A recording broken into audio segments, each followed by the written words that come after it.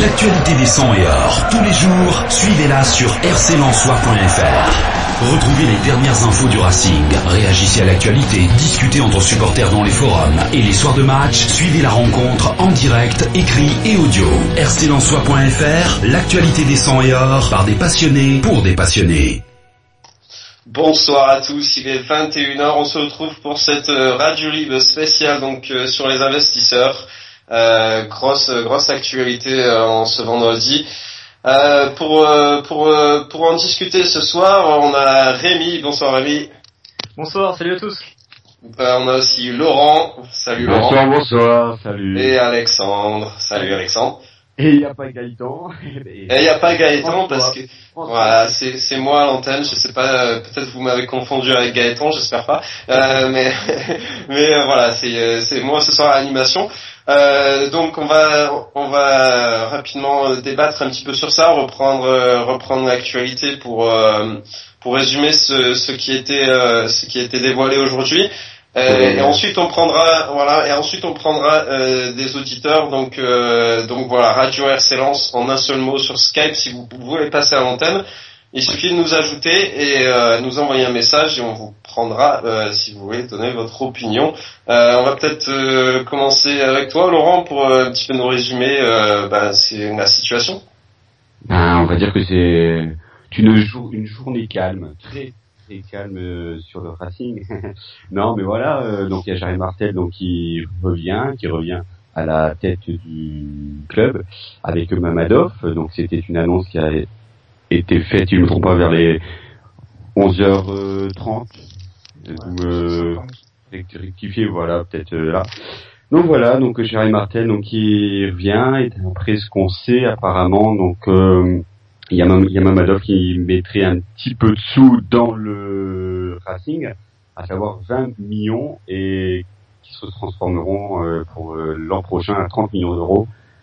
Donc voilà, maintenant ce que l'on attend c'est de savoir le projet. Alors Jérémy Martel apparemment va parler, sera ce lundi. Donc est-ce que ça sera sous forme d'une conférence de presse? Pour le moment je n'ai rien eu comme mail ou comme message. Donc voilà, mais je pense que ça devrait être sous une forme d'une conférence de presse, donc ce lundi. Voilà, c'est tout ce que moi j'ai à dire. Est-ce que Rémi, est-ce qu'Alexandre ou est-ce que François, est-ce que vous voulez aussi dire un petit mot peut-être sur on va juste dire donc une conférence de presse. Donc pour toi ça serait lundi, même si c'est pas encore officiel, ça serait. Oui, sûr. Donc sur une conférence de presse. Je pense que ça sera pour une conférence de presse, oui, je pense. Donc en présence de Jérémy Martel. En présence de Gervais, oui. Après, est-ce qu'il y aura Mamadov? Ça, c'est une autre question. Mais voilà, le président, moi, en tout cas. J'ai quand même une question. Est-ce qu'on l'a vu ce Mamadov aux alentours de Lens? Parce que non. Parce que voilà, on en a beaucoup parlé, mais c'est vrai que on n'a jamais vu, il n'a jamais été pris en photo ou vu en compagnie d'un. Bon, c'est vrai que c'est fait aussi dans la discrétion, mais est-ce que Jérémy Martel sera un petit peu l'intermédiaire aussi? Qu'est-ce que tu en penses, Laurent? Moi, je pense que Martel est celui qui va prendre les décisions, celui qui va être à la tête de Lens. Et il y aura Mamadov qui sera derrière et qui mettra les sous. Voilà, je pense que ça va se passer un peu de la sorte. Et après, il y a sur le contrat aussi qui est signé entre Martel et puis Mamadov, et sur Lens aussi. C'est-à-dire ce que But Lens a sorti, c'est-à-dire que voilà, il y aurait des joueurs de Bakou, je crois, qui viendraient donc à Lens, que ce soit dans le centre de formation, que ce soit pour renforcer aussi, pour renforcer, c'est un bien grand mot, mais pour être dans le groupe pro. Voilà, il y aura plein de nouveautés. Voilà, moi j'ai quelques interrogations, mais exemple sur les valeurs que Jérémy Martel voulait prôner. Est-ce que les valeurs sont compatibles avec Mamadov? Ça c'est une question à laquelle pour l'instant j'ai pas de réponse. Ouais, on va peut-être demander l'avis de Rémi qui est avec nous. Qu'est-ce que tu en penses un petit peu de cette nouvelle, même si c'est vrai que c'était dans les tuyaux depuis 2-3 jours. Est-ce que pour toi c'est une bonne chose? Bah déjà, on peut dire que c'est une bonne nouvelle parce que la pérennité du Racing Club de Lens est assurée pour là et les années à venir, donc c'est une très bonne chose. Faut quand même se rappeler qu'on revient quand même d'assez loin. Il y a un an, on parlait même à un moment donné de dépôt de bilan si le Crédit Agricole n'avait pas injecté de l'argent. Donc c'est une bonne chose. Après, c'est difficile d'avoir un avis plus profond parce qu'on entend un peu tout et n'importe quoi parfois. Et on est obligé parfois de se fier à des articles de sites d'Azerbaïdjan qui nous donnent parfois des informations qui sont un peu erronées parce qu'il y a beaucoup de propagande. C'est la propagande. Voilà. Ça, il y a quand même quelque chose d'intéressant. Si Afim Mamadov vient à Lens, ce n'est pas pour, on va dire en quelque sorte, investir pour un club qui restera en Ligue 2 quelques années. Il veut en faire. C'est une propagande politique à la base aussi. Et donc l'idéal pour lui, c'est que ce club soit vite en Ligue 1. C'est aussi ça qui est important. Donc pour moi, je pense que c'est une bonne chose. Après, c'est à voir le projet en détail. Avec quels hommes? Moi, je me pose aussi cette interrogation-là. Que va devenir Antoine Siberski? Que va devenir Eric Sikora? Est-ce que les joueurs d'Azerbaïdjan qui viendraient éventuellement renforcer le groupe pro, il y aura vraiment une consultation aussi importante que ça par rapport à l'entraîneur qui serait en place? C'est toutes des questions qui méritent des réponses. Pour l'instant, on peut que être dans l'attente, mais on peut comme en tout cas être satisfait d'une première chose, c'est qu'il y a un repreneur, et c'est un repreneur qui a priori a les moyens de pouvoir redresser la barre au RC Lens. Ouais, c'est sûr que voilà, on va juste demander vite fait l'avis d'Alexandre, et puis on va reposer une petite question après. Alexandre, qu'est-ce que tu en penses? Moi je suis perplexe, mitigé. Parce que bon, autant Mertel me dérange pas, autant la propagande azérienne, enfin je dis azérienne, je sais pas si elle se dit, mais la propagande Azerbaïdjan, c'est un peu ce qui me fait je sais pas, moi je trouve qu'ils parlent beaucoup, il y a beaucoup de propagande, ils pensent déjà mettre son drapeau sur Bollard. Ben voilà, en fait, ça me gêne un peu. Moi je trouve qu'après on sait pas comment ça se passe, parce qu'on dit toujours c'est Martel qui revient, mais non, c'est pas vraiment Martel. Donc après comment ça va s'organiser au club, ça c'est pareil, on sait pas. Avec c'est ça aussi la question. Est-ce que ça va être un Martel qui sera différent de ce qu'on a connu? Voilà.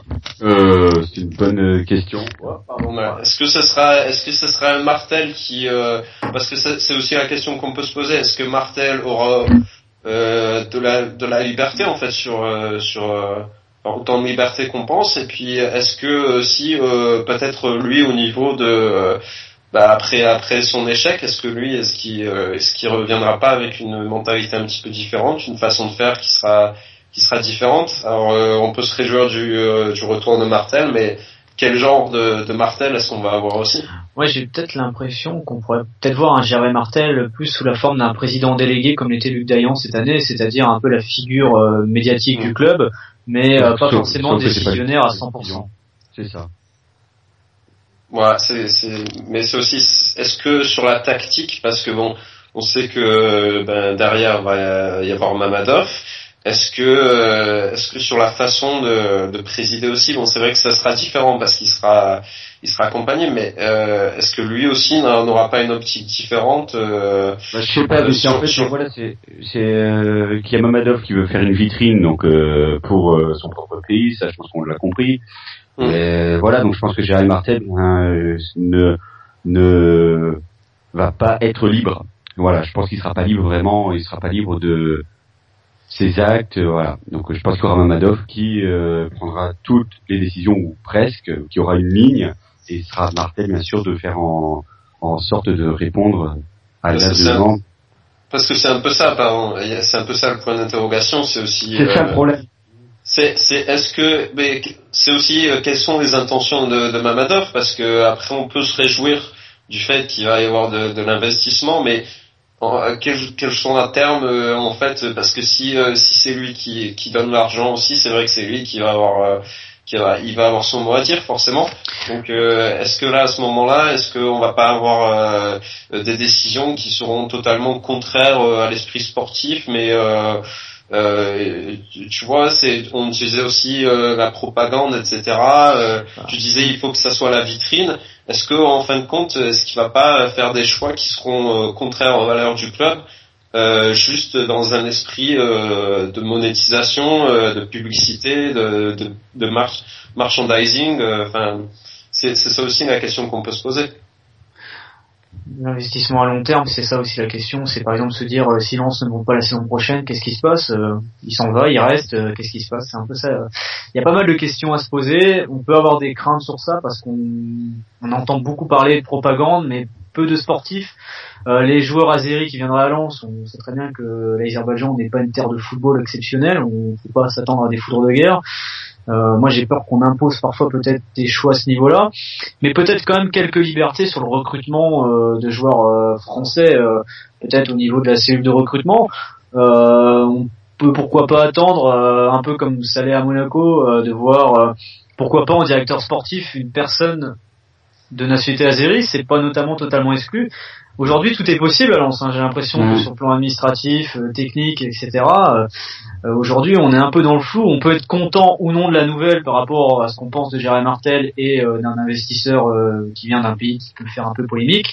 Mais après, c'est vrai que sur le reste, c'est vraiment difficile de commenter tout ça dans ce flot d'informations, vraies ou fausses, mais juste prendre vraiment avec des pincettes et surtout, comme je dis souvent, c'est essayer de redescendre le plus possible sur terre par rapport à certains commentaires qu'on peut lire ici et là, et de se dire il y aura sûrement un investissement, mais il sera pas non plus énorme. Enfin, voilà, on va pas Lens ne va pas jouer la Ligue des Champions dans 2 ans. Ouais, c'est clair que Alexandre, t'as peut-être un avis sur ce qui a été dit. Ouais, enfin moi, voilà, qu'on entend de tout, et puis en fait on sait rien. Mais bon, moi ça me fait quand même, je sais pas, Mamadov, je sais pas, les conditions de jeu qu'il a posées, c'est un peu bizarre. Ensuite, voilà quoi. Enfin, on n'en sait rien. Je connais pas vraiment, mais je sais qu'Amnesty International, je connais quelqu'un qui y travaille. Ça leur semblait bizarre quand même. Donc après on verra, mais. Enfin bon, voilà. Après ça va être une guéguerre arménienne, azérie encore une fois, parce qu'il y a beaucoup d'Arméniens. Donc est-ce que les conflits ça va pas non plus poser problème au club? Enfin, il y a plein de questions qu'on sait pas où faut attendre quoi. Voilà. C'est un peu le flou total.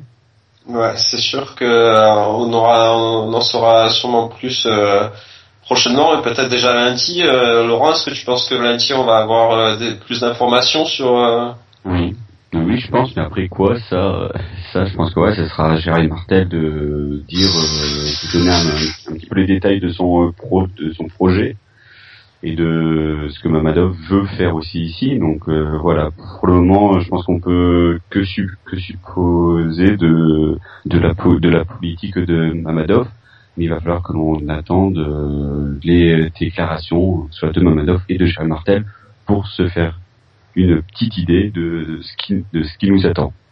Ouais, parce que dimanche dernier, donc le mercato a ouvert, et donc c'est vrai que c'était un peu ça aussi la question, c'est quelles sont nos capacités sur le marché des transferts grâce à cet investisseur. Est-ce que tu penses que on va savoir un petit peu bientôt quelle sera l'enveloppe destinée, ou est-ce que pour l'instant c'est encore trop tôt?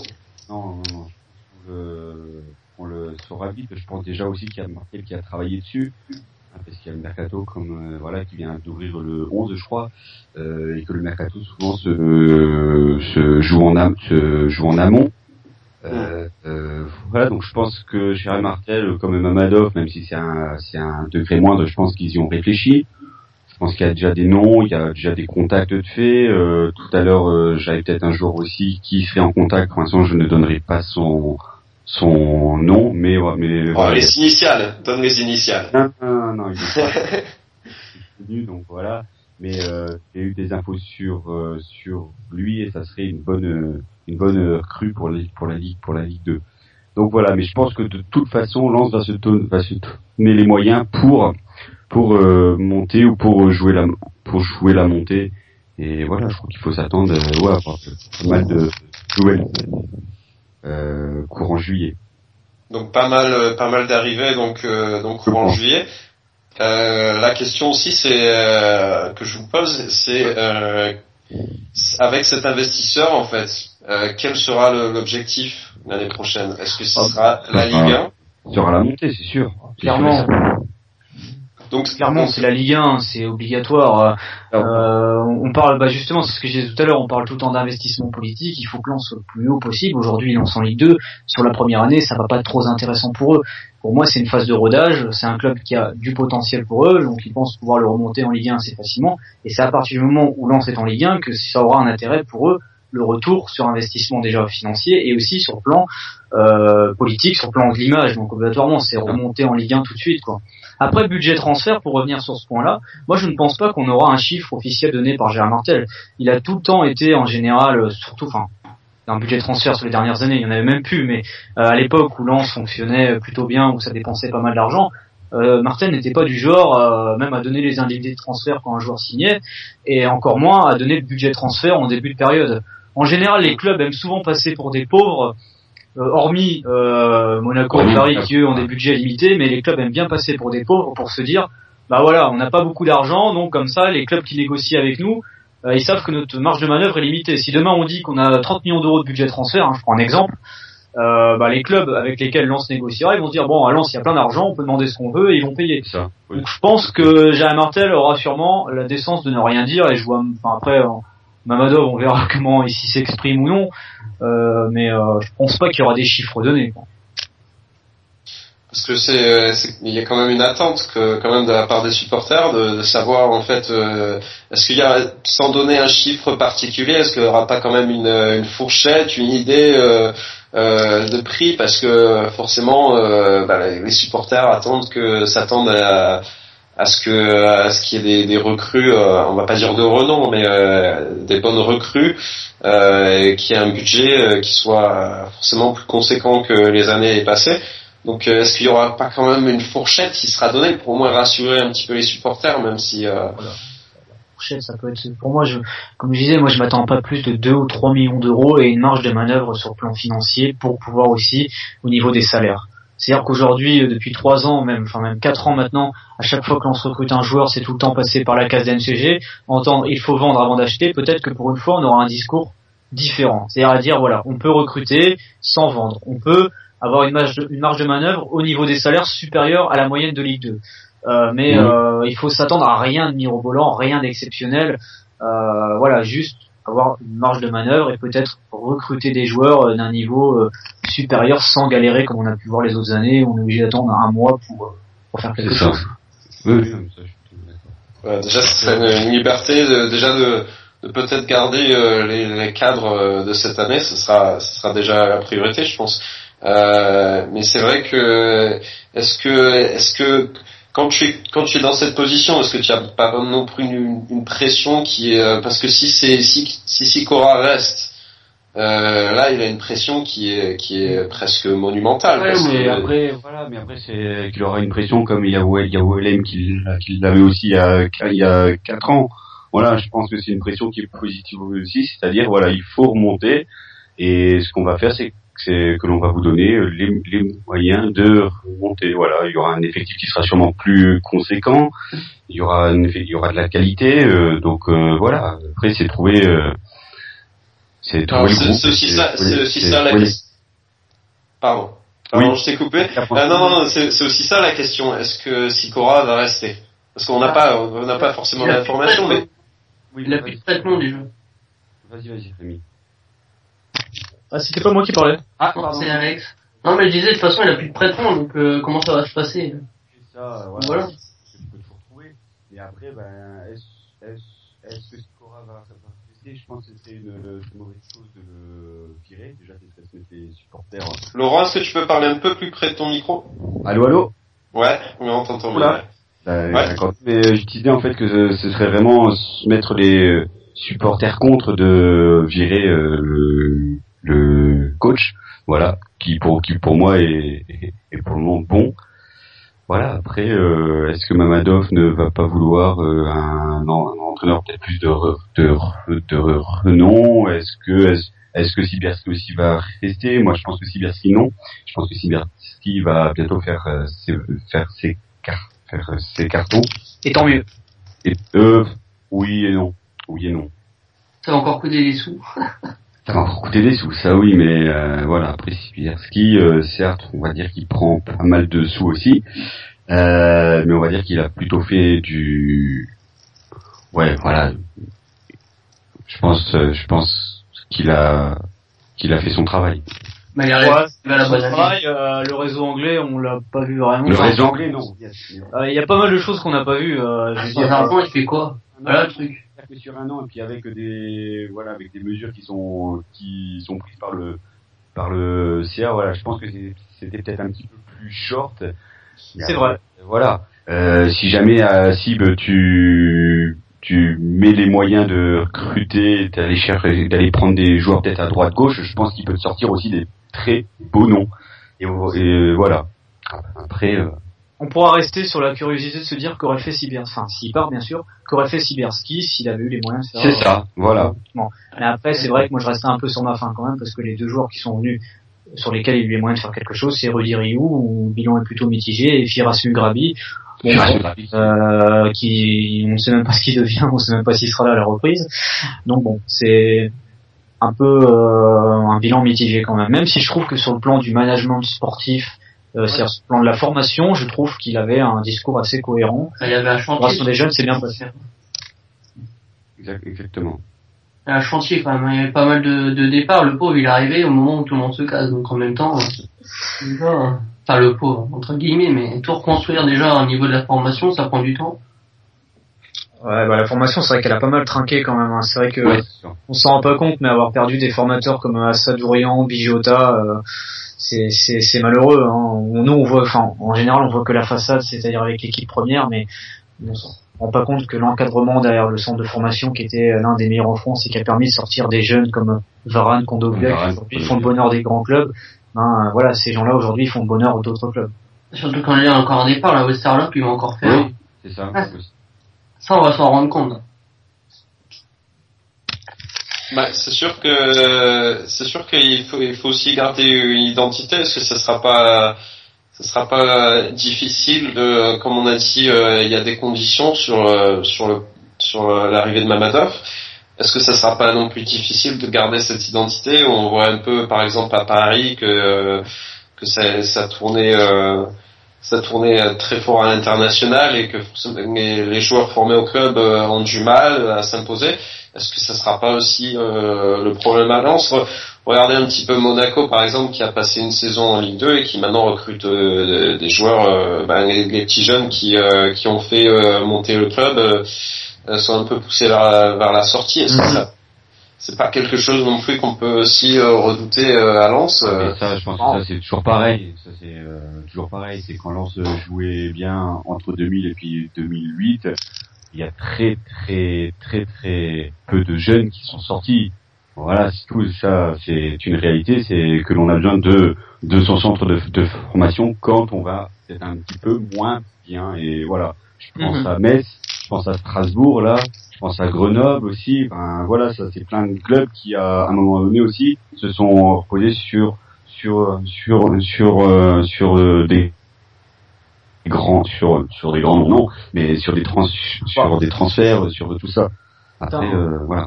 Oui. Un exemple concret dans la région, c'est même plus près avec le LOSC, qui il y a une dizaine d'années, quand ils n'avaient pas les moyens, ils avaient l'un des derniers budgets de Ligue 1, ont tout misé sur la formation. Ça leur a permis justement de sortir les Cabaye, de Buchy, etc., qui ont fait leur bonheur. Et après, aujourd'hui, le LOSC avec des ambitions, même s'ils n'ont pas fini, mais des ambitions soi-disant européennes au début de saison, obligatoirement, on est obligé d'aller chercher des Payet, des Martin, etc. pour Calou aussi, Calou, voilà. Et obligatoirement, les joueurs de la formation, il y en a moins qui sortent. Et voilà, moi par contre, ce qui m'inquiète sur ce plan-là, c'est qu'on parle de 15 joueurs azéris qui rejoindraient le centre de formation. Les 15 joueurs azéris, ils vont prendre la place d'autres joueurs. Enfin, 12 ou 15, pour moi, on est dans la même, on est dans la dizaine en tout cas. Et c'est de se dire que ça va prendre la place de joueurs en place, qui étaient peut-être prometteurs, qui sait. C'est ça, c'est un peu ça, quand je parlais de tuer entre guillemets l'identité du club. Est-ce que c'est pas ça? Est-ce que c'est pas ce qu'il faut aussi redouter avec ce genre de partenariat? Oui, parce qu'en principe, voilà, c'est ce qu'a dit Rémi, c'est vraiment juste, c'est-à-dire que les 12 ou 15 joueurs qui viendraient, ça ferait 12 Lensois, 12 joueurs qui sont formés ici et qui sont souche, qui serait dégagé. Donc voilà. Parce qu'après on peut prendre, c'est vrai, des exemples avec Lille ou Paris, etc. Mais c'est vrai que bon, à Lens, il y a quand même une identité qui est quand même très propre. Je veux dire, il y a les supporters lensois, c'est vraiment une fusion avec le club. Donc c'est vrai que est-ce que c'est quelque chose qu'on n'est pas non plus habitué? Est-ce que ce sera pas difficile à surmonter? Est-ce que l'arrivée de ces investisseurs va pas causer un froid peut-être avec le public, les supporters? Non, voilà. Après, je pense que le supporter de Lens et le supporter en règle générale, je pense qu'il est jamais content. Donc voilà. Après, je pense qu'il faut prendre ses sous, il faut prendre Mamadov, il faut prendre Martel. Et on n'a pas le choix. On peut faire avec. Voilà, c'est ça. C'était soit ça, soit c'est Rocache. Donc après, voilà. Puis avec Jérôme Martel, je pense qu'il y a au moins une personne emblématique du club qui va pouvoir guider aussi sur ce point-là. Après, l'identité lensoise, la proximité avec le public, bon elle a été perdue il y a une dizaine d'années quand Lens est passé de la tassette à la gaillette. Je veux dire, Lens est entré dans une phase moderne. Le football moderne, c'est ça. Aujourd'hui, ce qu'il faut, c'est de l'argent. Et on a la chance d'avoir après, comme je disais, c'était l'origine des fonds, mais voilà, aujourd'hui, la pérennité du club est assurée et c'est quand même très important parce qu'on est passé très près du gouffre. Ouais, bien très loin, quoi. La gaillette, c'est dommage, elle commence à être rentable et d'un seul coup, là, quoi, on sort un peu des jeunes depuis 2 ans, on va dire, 3 ans et...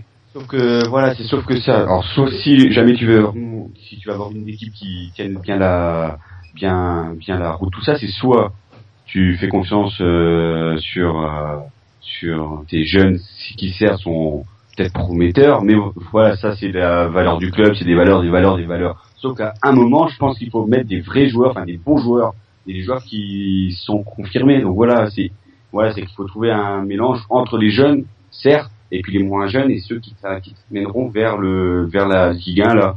Donc voilà, après si on parle de valeur, écoutez, voilà, c'est tout, je sais pas. On n'a plus là de valeur. Enfin, non, là c'est 2 valeurs opposées qui se réunissent, donc ça va faire bizarre quand même. Ouais, mais bon, après voilà, si jamais Enfin, on verra, de toute façon, on peut pas savoir en fait, on n'a pas de communication, donc...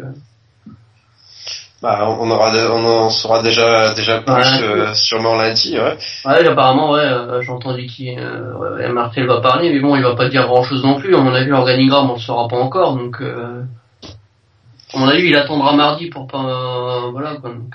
Alors, l'organigramme, j'imagine que c'est quand même quelque chose qui est travaillé depuis un moment. Enfin, je veux dire, Jérôme Martel aujourd'hui prépare quand même son retour depuis plus d'1 an, même plus, parce que même quand il était 2 ans, on peut dire, Mais je pense qu'il a eu quand même pas mal de temps de travailler de ça aussi sur le plan de l'organigramme, et ce serait quand même assez amateuriste que rien ne soit annoncé à ce moment-là. Enfin, je veux dire, aujourd'hui on est quand même le 14 juin, la reprise c'est dans 10 jours. Je veux dire, aujourd'hui il est très important d'avoir une direction sportive, d'être fixé sur le plan du staff technique, et les ambitions elles sont plus ou moins connues, mais c'est très important aujourd'hui pour avancer pour la saison prochaine. C'est sûrement fait, mais bon, après est-ce qu'il va le communiquer lundi, ça je le pense pas, par contre. Quelle liste? L'organigramme, je te parle. L'organigramme, si, je pense que ce sera communiqué. Si? Bah oui, enfin, ce sera peut-être pas communiqué ce lundi, mais ce sera communiqué. Après la DSCG, non? Mais oui, sûr. Très rapidement, oui, très rapidement. Voilà. Puis Jérôme Martel, c'est quelqu'un qui aime bien la communication, il est particulièrement habile là-dessus, et moi je suis persuadé que justement dans l'idée de son retour, il a sûrement prévu l'idée de communiquer un peu les choses en grande pompe, peut-être en quelque sorte. Toujours dans son discours, il y a un certain d'exceptionnel, mais on connaît les talents d'orateur de Jérôme Martel, et exactement. Je suis pas persuadé qu'il va brasser du vent pendant 1h30 de conférence, quoi. Pas laisser non plus les gens sur leur faim, parce que je veux dire, on attend ce moment-là depuis tellement longtemps, on a eu tellement de discussions là-dessus qu'enfin arriver proche de l'issue, c'est quelque chose de bien. Même si c'est vrai qu'il faut nuancer que pour l'instant l'accord n'est pas signé non plus. L'accord. Mais bon, ça devrait quand même, il y a peu de doute, c'est 99,9%. C'est ça. Donc Mamadov, quoi. Et puis aussi à savoir s'il sera là aussi. La question c'est est-ce que Hafiz Mamadov sera là, quoi. Écoutez, il y aura le site qui sera sur place, et il y aura toutes les informations sur le site. Voilà. Ouais, rclensois.fr. Avec peut-être un live sur la radio, ça c'est en discussion. Voilà. Un live ah bon, c'est en discussion? Ouais, on verra, de toute façon, on tiendra au courant. Il suffit d'ajouter RC Lensois sur Facebook ou RC Lensois Radio en un seul mot. Et voilà, on vous tiendra au courant si on prépare des petites choses. Donc on en saura plus lundi. Donc conférence de presse donc avec Gervais Martel. Je pense. Attends. Tu penses, voilà, mais ça serait logique en tout cas.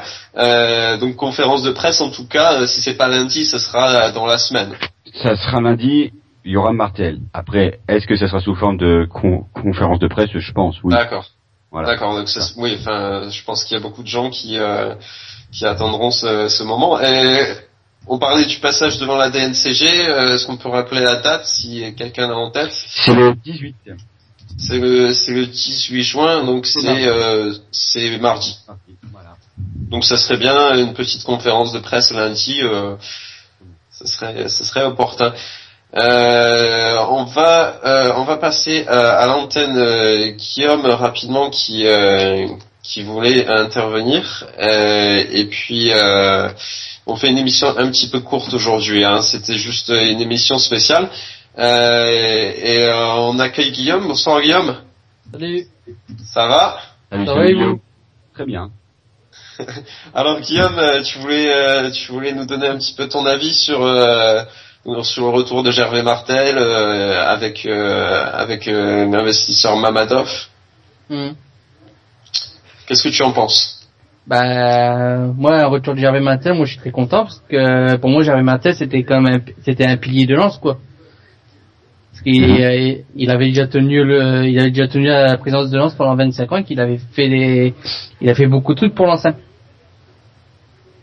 Donc pour toi c'est une bonne nouvelle. C'est bénéfique. Voilà, c'est bénéfique, on va dire. T'as pas peur un petit peu d'avoir un Martel différent de celui que t'as connu? Si, j'ai un peu peur que le Martel soit un peu différent parce que surtout que moi j'ai peur c'est Mamadov. Parce que moi j'ai peur qu'il fait comme le président. Je pense que non, ouais. Comme au Qatar. Je sais que le Qatar quand ils ont racheté le PSG, ce que s'ils en font en premier, c'est de racheter des nouveaux joueurs. Donc oui, moi j'ai peur. C'est tout à fait normal. C'est normal. Oui. Bah, ce serait bien, hein. Je pense qu'on a bien. Et puis moi, oui. voilà, s'il y a Martel qui ne change pas, là je pense que j'aurais peur. Ouais, Laurent, il va falloir que tu te rapproches de ton micro. Allô. Ouais, voilà. Je disais juste que s'il y a Martel qui ne change pas, là oui, je pense que j'aurais peur, oui. Alors, donc j'espère vraiment qu'il a changé. Oui, il a changé. J'espère qu'il a changé. Il refasse pas les mêmes erreurs, c'est sûr, mais voilà. Est-ce que sur les valeurs, on peut aussi... Mais arrête, oui, mais sauf que sur les valeurs, il y a plus d'un an quand il est parti ou un truc comme ça, il a promis qu'il reviendrait puis qu'il ferait des valeurs de lance, etc. Sauf que là, les valeurs, pour le moment, ça va se manifester par quoi? Par l'apport de 12 joueurs qui viennent d'où? Qui viennent d'un autre pays et qui vont venir dans le centre de formation. Donc pour le moment, excuse-moi, mais les valeurs, je les attends. Oui, non, mais voilà. Oui, non, mais c'est sûr. Ben c'est ça qu'on peut avoir peur parce que dans le club de Lens, il n'y a pas tous les salariés qui sont contents. Hein. Voilà. Alors, oui, voilà, j'imagine que leur poste doit être en péril aussi. C'est ça. Guillaume, est-ce que tu peux couper ton son, s'il te plaît? Ah, c'est ma télé. Ah, baisse un peu, non? C'est un peu bon. Voilà. Est-ce que justement, on pourrait avoir un Lens dans une situation encore plus défavorable que celle à l'heure d'aujourd'hui, parce qu'on parle d'un investissement, etc. Donc c'est sûr, on peut être content de voir que l'argent rentre, mais est-ce qu'on peut pas avoir une totale destruction en fait du club? Et puis, mais bien entendu, attends. Ce qui compte dans le foot, c'est le sportif. Si Lens, exemple, demain est 16e, ou si Lens même vient à descendre parce qu'il y a une saison de merde comme on a connu en 2008, un accident, Lens, oui, Lens serait très très mal puisqu'il y aurait Martel à ce moment-là. Je pense qu'il serait carrément là, il serait viré, il serait ruiné, encore pire que maintenant. Je pense que Mamadov, il ne va pas s'attarder sur un club qui est en national, ou qui ne va pas s'attarder sur un club qui tarde à finir dans l'élite. Oui, je pense que voilà, si d'ici deux ans Lens n'est pas en Ligue 1, je pense qu'on risque d'avoir très très très mal. Et ça, tu joues l'Euro 2020. Hein. Et c'était pour ça que je disais plutôt que voilà, ce projet donc de Martel, c'est un one shot. C'est un one shot et je le redis depuis février parce que non, peut-être pas. Ah, Laurent, il faut voir que tu te rapproches de ton micro. Allô, mais pourtant je suis vraiment proche, hein. Je suis là, hein. Ouais. Mange-le. J'ai l'impression qu'il y a une vision sur 2 ans. On voit bien, on parle de 20. Ça, pardon, c'est ça. Est-ce que c'est 1 an ou 2 ans qu'on se laisse? Est-ce que c'est ça aussi la question? 2 ans, je pense. C'est 2 ans puisque dans 1 an, il y a Lens qui va déménager. On le sait pour la construction donc de Pollard. Je pense que c'est 2 ans vraiment max. Et après, sinon, après, je pense que ça craindra. Et je pense surtout que Jérémy Martel après serait ruiné, qu'il y aurait Mamadov qui partirait. Et à ce moment-là, on peut rentrer vraiment dans une phase très très difficile et encore plus difficile que maintenant. Voilà. À propos de Bollard, justement, parce que Gervais était pas content du nouveau Bollard, donc est-ce que ça va changer? Non, je pense que c'était de la com, parce que moi, quand j'ai eu Percheron, il y avait Percheron qui était très très content de Bollard, parce que voilà, comme il a très très bien dit, à 35 000 places, là, pour le moment, je crois qu'on est vers les 20 000, ouais, ou vers les 17 000. Voilà, je crois que le stade Bollard sera plein dans, je même pas, mais je pense que la nouvelle influence avec 35 000, ce sera bien. Voilà, ce sera bien. Donc aucun changement sur le stade à prévoir. Je pense pas, parce que là, sincèrement, il y a 2 ans maintenant de l'Euro, pendant 3 ans, ouais. 1 an de la construction et du début. Je pense que non. Je pense que c'est un petit peu tard. Et même s'il y a une montée donc à la fin de l'année, je serais certain, puisque de manière il y a des travaux qui débutent donc en février. Ouais. D'accord.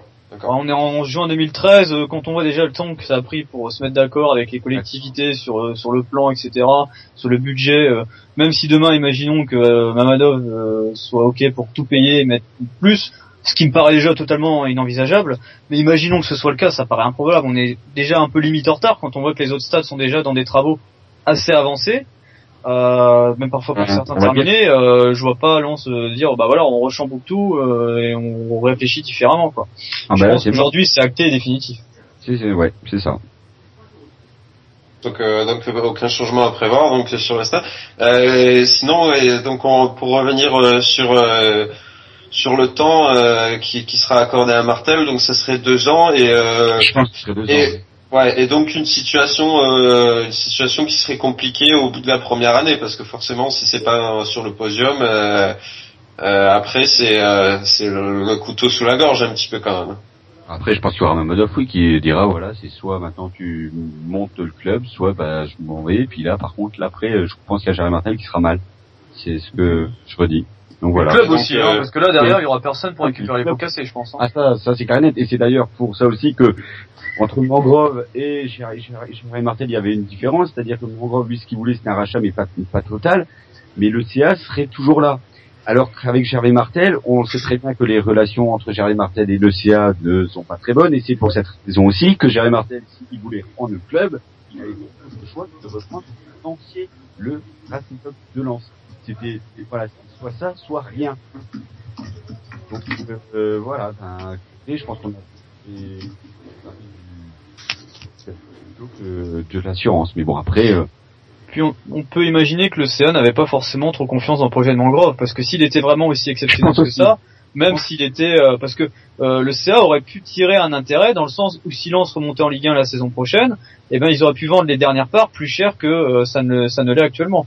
Donc on se rend compte qu'il n'y a peut-être pas une confiance à 100% vers le projet de Mangrove, où les sommes éventuellement investies n'étaient pas peut-être mirobolantes. Après, c'est vrai qu'il faut eu un paramètre du Crédit Agricole, et je m'en souviens toujours, c'était Michel Farou qui avait dit ça lors de la prise de fonction quasiment intégrale, c'est-à-dire l'année dernière, en disant que Lens n'investissait pas sur le budget des transferts, tout simplement parce qu'on ne connaît pas le retour que ça peut donner. C'est-à-dire on peut dépenser 10-15 millions sans forcément monter et en dépenser 2 ou 3 et monter. Parce qu'il n'y a aucune logique entre l'investissement et son retour sur le plan sportif.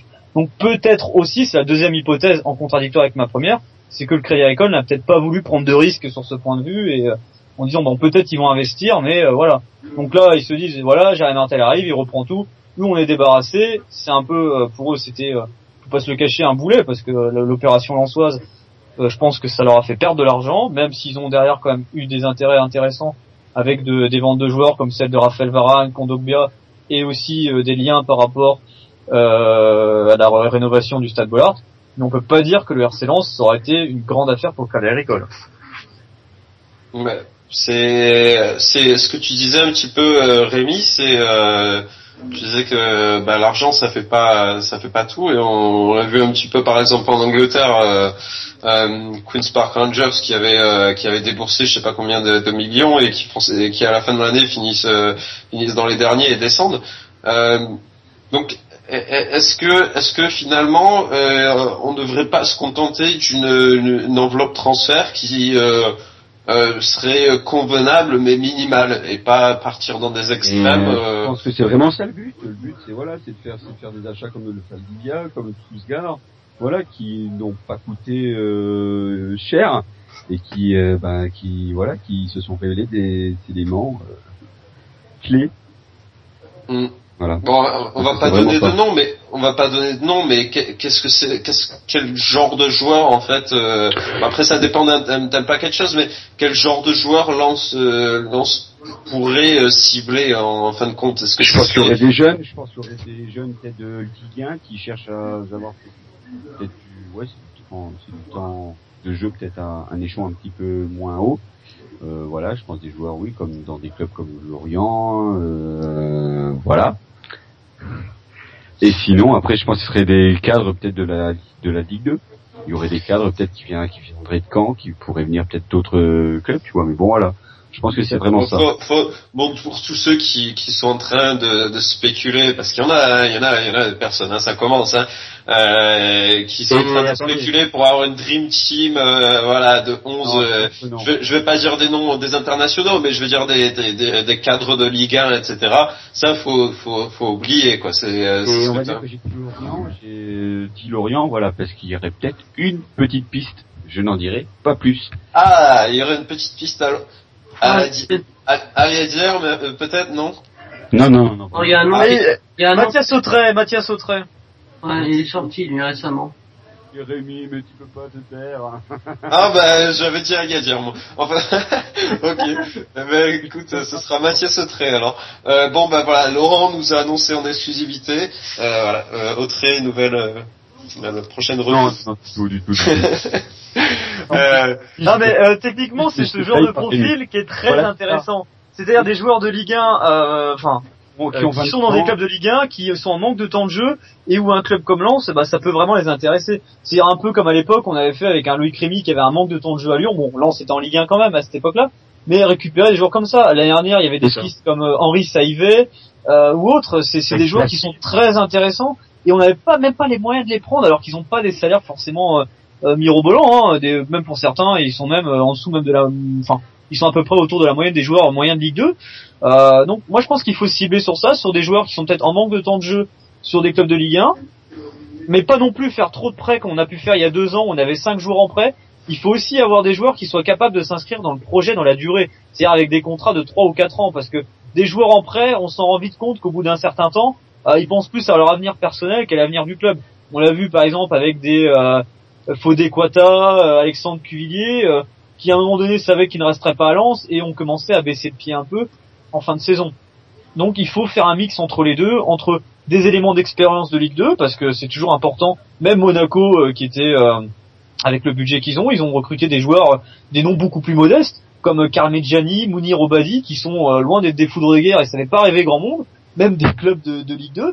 Et pourtant, c'était des joueurs importants dans cette équipe parce que ça permettait d'avoir des cadres qui connaissent ce niveau, qui peuvent aussi guider à la fois les jeunes de la formation et des éléments qui viendraient, pourquoi pas, de l'étranger, ou de la Ligue 1 qui ne connaissent pas forcément l'intensité, les caractéristiques du championnat de Ligue 2 qu'il faut pas oublier sont très différentes de la Ligue 1. Oui, voilà. Non, mais c'est ça, mais c'est en fait ce que tu as dit, c'est totalement vrai, Rémi. Je pense que c'est non, mais c'est ce genre de profil qu'il faudra viser, et je pense que de toute façon c'est ce qui est difficile, ce qui sera difficile, je pense, c'est d'attirer des joueurs de Ligue 1, quoi, parce que il faut les convaincre. Ce sera des jeunes, ce sera vraiment des jeunes, voilà, ça sera des jeunes, mais voilà, rejoignent, mais bon. mais c'est quand même, enfin, sur le plan après, parce que on est un petit peu aussi dans l'actualité, on a vu Paris, là on voit Monaco, c'est vrai que ça sera différent. Mais ça sera différent puisque déjà. Voilà, attends, parce qu'à Monaco déjà qui remonte. Déjà tu as alors déjà tu as tous les joueurs qui viennent qui savent qu'ils vont jouer au moins l'Europe, voire le titre, alors que nous on reste en Ligue 2, on sort de 2 saisons très très moyennes. Voilà, Lens n'est plus un très grand club. Donc voilà, calme, je pense qu'il faut recruter des jeunes, des bons jeunes qui sont en Ligue 1, ou alors des tauliers, des vrais cadres de la Ligue 2. Voilà.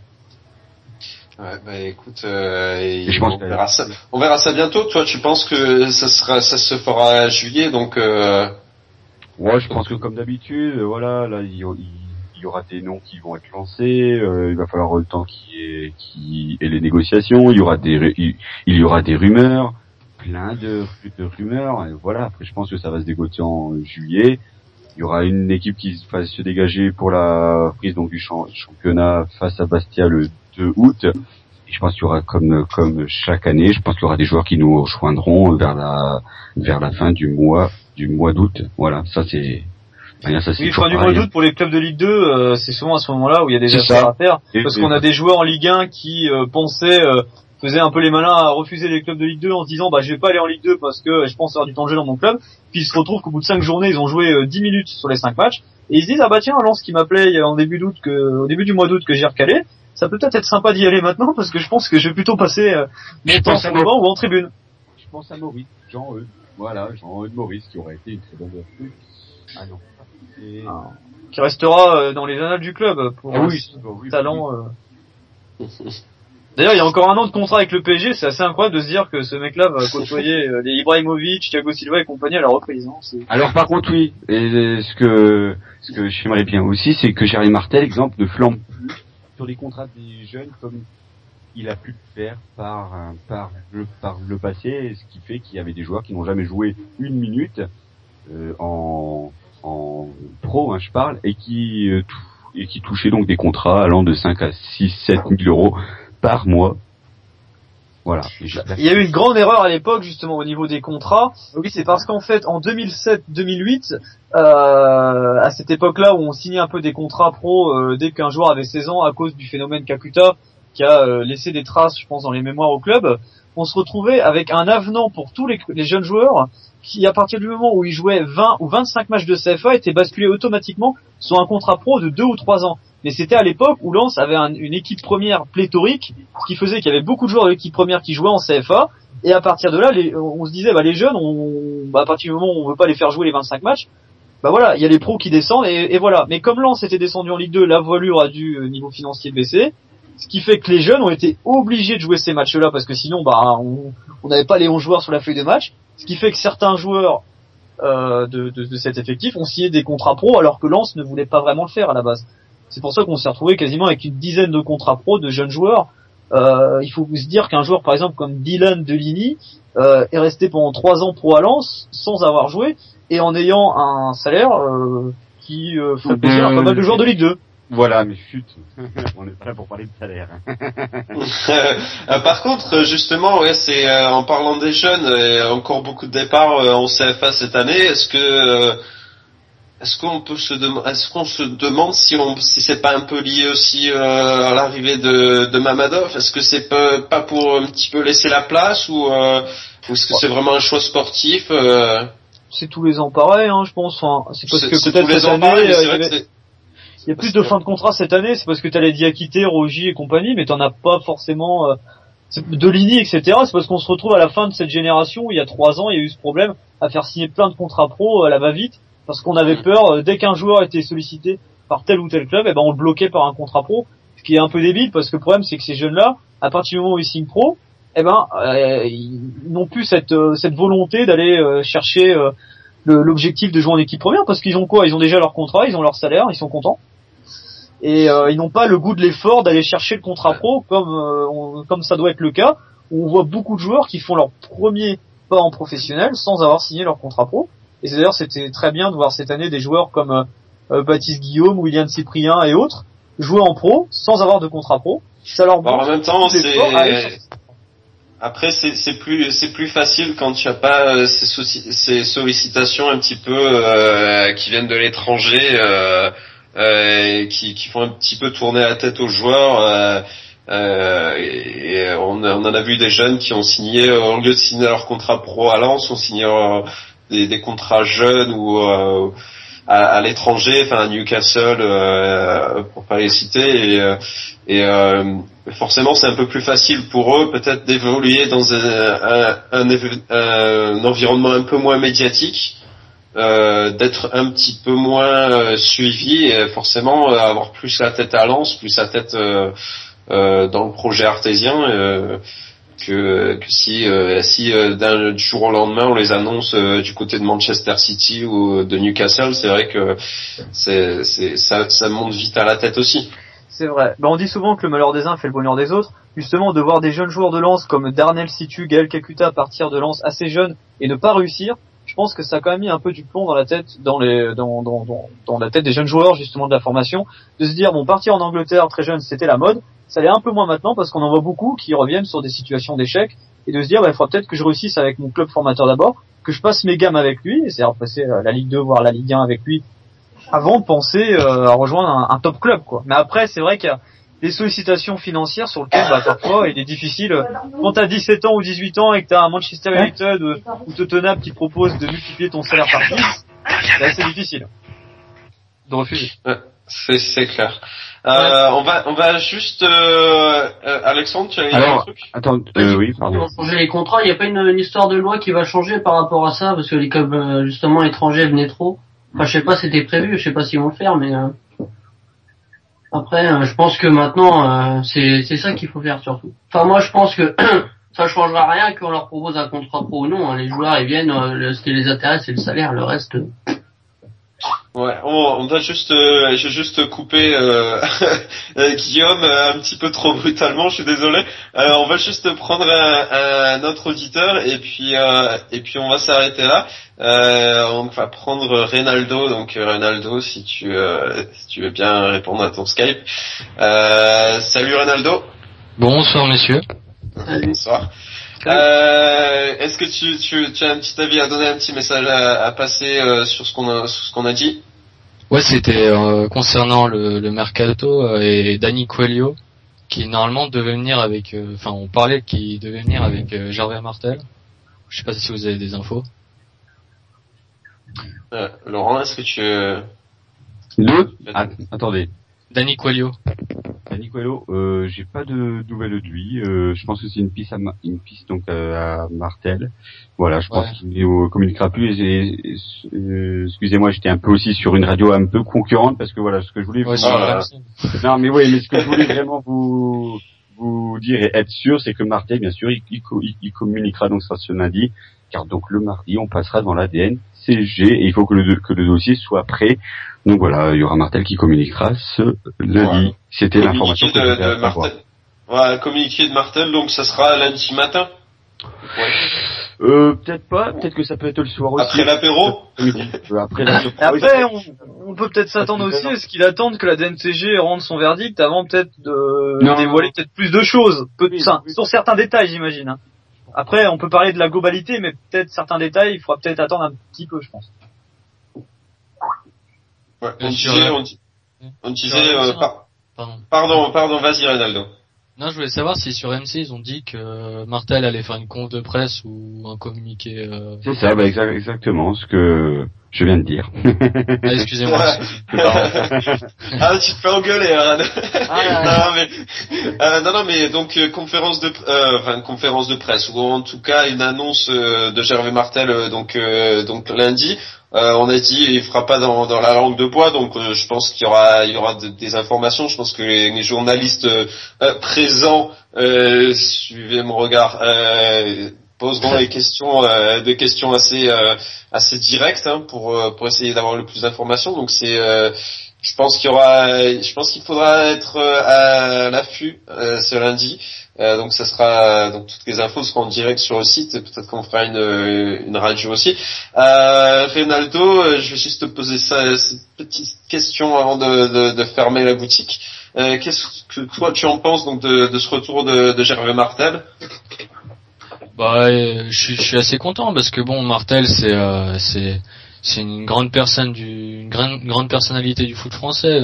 On a vu rien qu'aujourd'hui, il y a eu pas mal de gens qui étaient contents de son retour dans la presse ou autre, par exemple Dacour ou voilà, les anciens joueurs à lui, ils étaient vraiment contents. Et puis bon voilà. Après, le seul problème, je pense, ça sera Mamadou, puisque c'est une personne assez obscure, on connaît pas trop ce qu'il a fait ou quoi, comment il procède. Ça sera surtout ça. Bon, je pense concernant Gervais, il y aura pas de problème. C'est un bon communicant, il va faire à sa sauce, je pense. Est-ce que Martel c'est l'homme de la situation? Parce que on sait que voilà, il est resté un petit peu sur un échec. Est-ce que parce que comme on dit, il a 1 an, 2 ans, pression, et c'est quand même l'avenir du RC Lens qui se joue sur un très court terme. Au niveau d'un club, de la vie d'un club, 1 an ou 2 ans, c'est rien.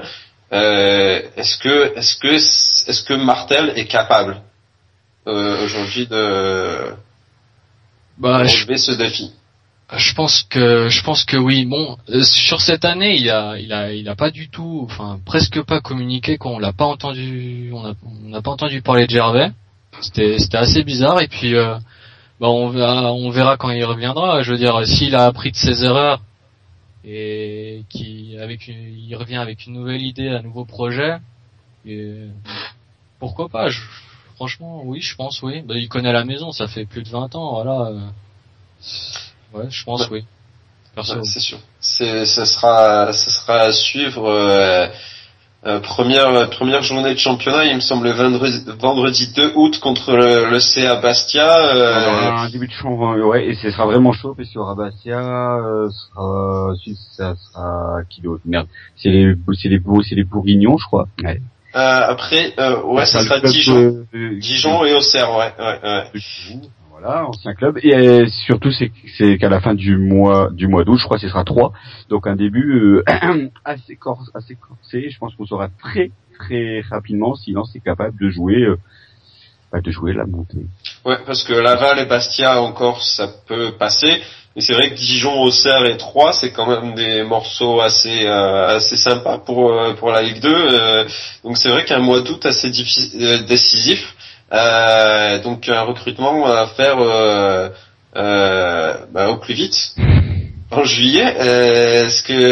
Est-ce que si Lens prend trop de retard parce qu'on sait de toute façon qu'il faudra recruter, là c'est obligé. Est-ce que Lens prend trop de retard sur le mercato? Est-ce que ça sera chaque année chaque année c'est la même question, tout ça. Voilà, je pense que après ça va dépendre. Déjà il y a un bon groupe, un groupe qui se connaît déjà, qui s'entend bien. Donc voilà, après ce qu'il faut pas se tromper, c'est sur les personnalités que l'on va recruter, c'est sur les joueurs, c'est sur les talents. Et voilà, il y a vraiment tout qui est fait là, je pense, pour que l'on assiste à une belle saison. Voilà. J'ai une dernière question avant de fermer. On parle un peu de crise économique de toute façon depuis plusieurs années. Est-ce que ce sera un atout pour Lens de disposer d'un peu plus de moyens, peut-être pour convaincre? Oui, bien sûr. Ouais. Bien sûr. Plus d'opportunités. Bien sûr.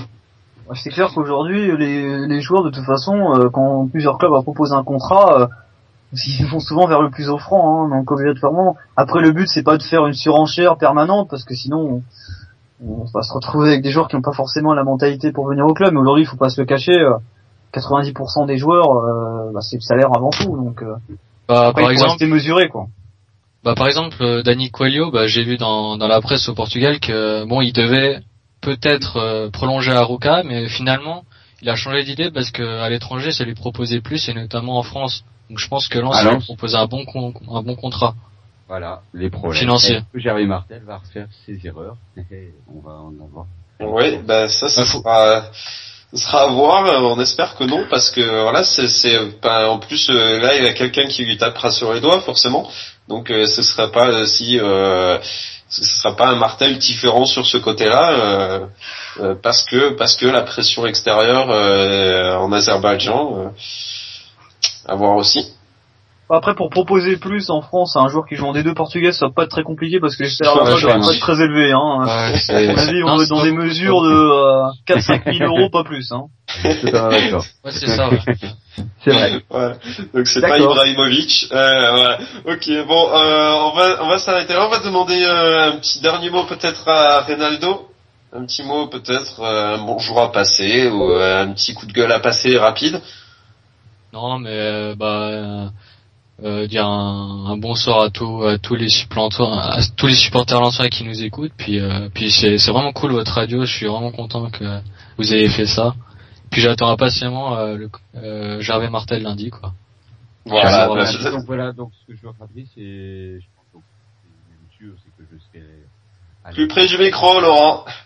Oui, excusez-moi. Ce qui va être sûr, c'est que je serai donc là pour la conférence de presse. Alors, ça sera transmis sûr et certain sur le site internet. Est-ce que je le ferai? Est-ce que on pourra le faire sur la radio? Ce sera, je pense qu'on vous le dira. Bon, on vous tiendra au courant. Sinon, au pire, on pourra peut-être faire une radio libre le soir. On verra. On mettra tout ça sur le Facebook du site de la radio, donc facebook.com/rclensois et facebook.com/rclensois radio pour la radio. On va peut-être demander un dernier petit mot à Alexandre. Ouais. Un petit mot, non, un petit mot. Non, moi aussi, avant de parler des joueurs, j'aimerais bien connaître les hommes qui vont composer l'équipe. Les joueurs c'est bien, mais l'entourage, donc le staff. Ouais. Quand je dis l'organigramme exactement.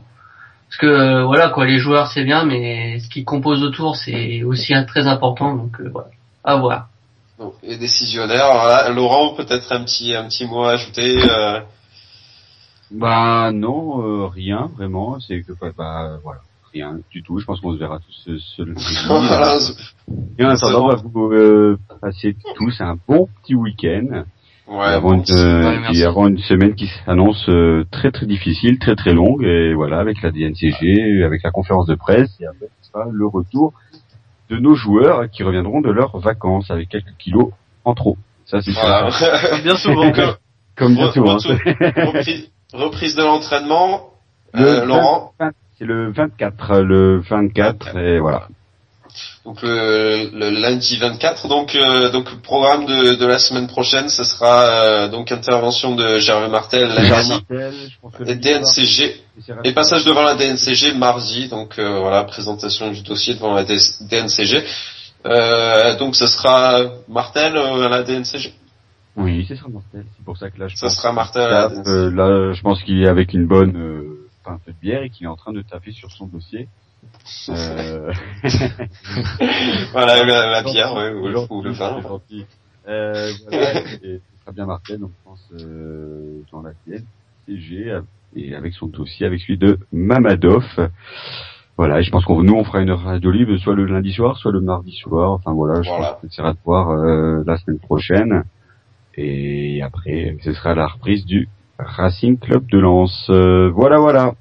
Voilà, un petit dernier mot peut-être à Rémi, et après on s'en va. Non, parce qu'il y a Rémi qui a révélé le nom à l'heure. Donc, ah ouais, c'est vrai que Rémi, il a levé l'exclusivité, donc pas de mots pour Rémi. Non, Rémi, c'est trop tard. C'est bien involontaire parce que je ne pensais pas que... Vas-y, Rémi. Non mais vas-y Rémi, si tu veux dire un petit truc, tant que ça concerne pas un joueur de Lorient, tu peux y aller. Oui, de toute façon, bon, je pense qu'on a bien fait le tour ce soir, c'est de se dire que pour l'instant, on fait beaucoup de supputations sur ce qui pourrait devenir du Racing Club de Lens. Juste ce soir, on peut être satisfait de se dire que l'avenir est assuré, c'est une bonne chose. Maintenant, je pense que pendant ce week-end, il y aura encore pas mal de rumeurs, beaucoup de choses. Essayez tout à chacun de faire un peu le tri dans ce qui est crédible ou non, et puis attendre sereinement la semaine prochaine que tout se décante. Là au moins, je pense qu'on peut être rassuré, être bien, passer un bon petit week-end en espérant qu'il fasse beau pour tout à chacun où on habite, et puis voilà, puis on va voir début de semaine, parce que c'est vrai que là la semaine elle va être assez chargée en informations officielles, c'est ça qui est important de le dire, avec les conférences, la DNCG, peut-être des infos par rapport à des pistes concrètes sur le recrutement, puis voilà, donc c'est bien, ça suit son cours, et puis on espère des bonnes nouvelles, et puis le retour d'un Lens ambitieux pour remonter où se trouve la place du RC Lens. Voilà. Ben écoutez, c'est ce qui a été dit, c'était bien, c'est que ça sera officiel, donc plus de spéculation, plus de grands débats sur est-ce que ça sera Martel ou Mangrove, voilà. Donc voilà pour les annonces officielles, donc ce sera lundi et mardi, donc programme chargé la semaine prochaine. Tenez-vous au courant sur le site, sur Facebook, on lâchera toutes les infos aussi, et si on programme une radio, ça sera là-dessus aussi. On va vous souhaiter une bonne soirée, un bon week-end, et allez le Racing Club de Lens. Allez Lens. L'actualité des 100 et or, tous les jours, suivez-la sur rclensois.fr. Retrouvez les dernières infos du Racing, réagissez à l'actualité, discutez entre supporters dans les forums, et les soirs de match, suivez la rencontre en direct, écrit et audio. rclensois.fr, l'actualité des 100 et or, par des passionnés, pour des passionnés.